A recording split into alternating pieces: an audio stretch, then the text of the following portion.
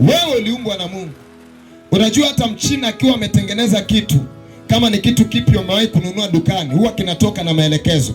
Japokuwa watu wengi hatupendi kutumia yale maelekezo, manual instruction. Lakini pia hata Mungu hawezi, yani haiwezekani Mungu amekuumba na hakuna maelekezo. Ndio maana alipomuumba Adamu alimpa maelekezo. Alimwambia nimekuruhusu kula matunda ya miti yote unayoiona, lakini nimekuzuia kula kwenye mti huu. Kwa hiyo alimpa maelekezo. Kila mtu ambaye amekuja duniani, Mungu amempa huyo mtu maelekezo. Biblia inasema ya kwamba tafuteni katika kitabu ya kwamba apata kuwa na mtu atakayemkosa mwenzake.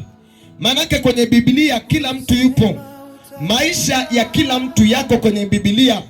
Maisha ya kila mtu nimesema kila mtu, bila kujalisha ni dini gani, bila kujalisha huyo mtu ana cheo na status gani, bila kujalisha huyo mtu ana heshima gani. Maisha ya mganga wa kienyeji yako kwenye Biblia. Kama akiamua kuyatafuta atayapata. Maisha ya rais wa Tanzania, wa Kenya, wa Uganda, wa Burundi, wa Marekani, wa China, wa Korea, wa Irani, wa Israeli, yote yako kwenye Biblia. Na kama mtu akiamua kuingia kwenye Biblia na kuifungua akaanza kusoma, atayapata maisha yake. Nimekuambia maisha ya mganga wa kienyeji yapo pia, ila hajawahi kufungua tu Biblia. Labda kama aliwahi kufungua lakini alizarau, alipuuzia, lakini maisha yake yako pale. Maisha ya kahaba yako pale. Maisha ya majambazi yako pale. Maisha ya wavuta bangi yako pale, ila hawajachukua hatua ya kuifungua Biblia. Maisha ya wachawi yako pale kwenye Biblia. Ikiwa endapo wakiamua kuifungua Biblia, watajikuta mule ndani. Wagonjwa wakiamua kuifungua Biblia, wataukuta uponyaji wao ndani. Sema amina. Masikini wakifungua Biblia, watakuta utajiri wao uko ndani ya Biblia. Sema amina. Ndivyo ilivyo. Shehe mmoja aliyoko msikitini akifungua Biblia akaisoma na kuiamini, maisha yake atayakuta pale. Yes. Mdogo mkubwa, mwenye cheo, asiye na cheo, tajiri na maskini, wote maisha yetu yako pale. Vichaa wangekuwa na uwezo wa kufungua Biblia, wangeyakuta maisha yao yako pale. Yamkini wangekuta imeandikwa ya kwamba kumcha Bwana ni mwanzo wa hekima, nao wafanyao hivyo wana akili njema. Yamkini angegundua ya kwamba mimi, hii akili sio ya kwangu. Hii sio ya kwangu. Yes. Sikuumbiwa na Mungu hii akili ya kuokota makopo. Yes. Sikuumbiwa na Mungu hii akili ya kula uchafu.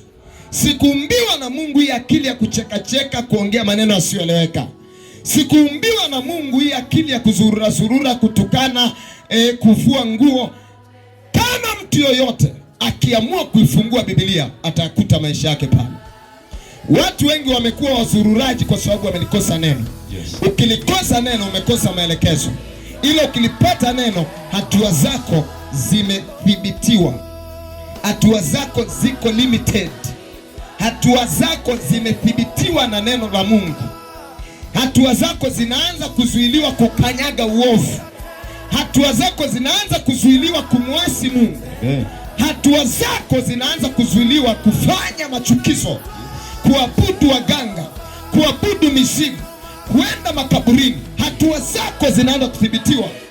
Watu ambao ni wazururaji kinyume cha mapenzi ya Mungu ni watu ambao hawana neno la Mungu. Na mtu yeyote asiye na neno la Mungu ni mzururaji. Hao wamekuja duniani kuzurura. Utajiri wako uko kwenye Biblia. Afya yako iko kwenye Biblia. Uchumi mzuri uko kwenye Biblia. Ndoa nzuri ipo kwenye Biblia. Uponyaji upo kwenye Biblia. Malezi yako kwenye Biblia. Watoto wako wapo kwenye Biblia. Lakini nikuulize swali. Je, hiyo Biblia ulionao unaisomaga? Au unaibebaga tu kwenye mkoba ya kuendea kanisani? Au kirudi unaiweka kwenye mto unailalia ili Mungu akulinde? Mungu afanye ujinga wa namna hiyo. Yes.